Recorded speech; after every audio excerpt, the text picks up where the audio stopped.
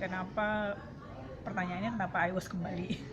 Sebetulnya kalau kita melihat data yang ada sekarang, saya tidak tahu spesifik di Makassar ya, tapi data di Indonesia saat ini akses air minum itu baru sekitar 68% yang masyarakat yang punya akses air minum yang layak atau yang aman.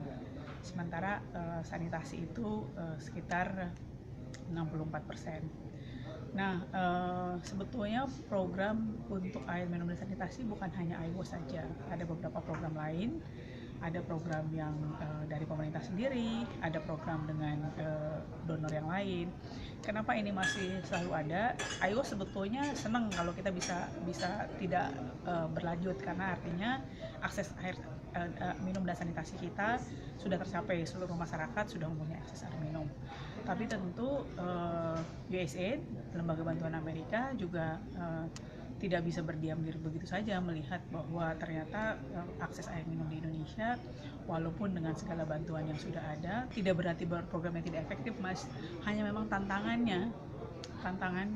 yang dihadapinya jauh lebih cepat juga, jauh lebih kompleks dibanding apa yang sudah kita lakukan. Bayangkan saja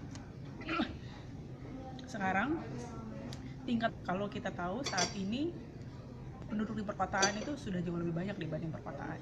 Cepat sekali perubahan penduduk di perkotaan, baik dari pertumbuhan penduduk maupun urbanisasi. Saking cepatnya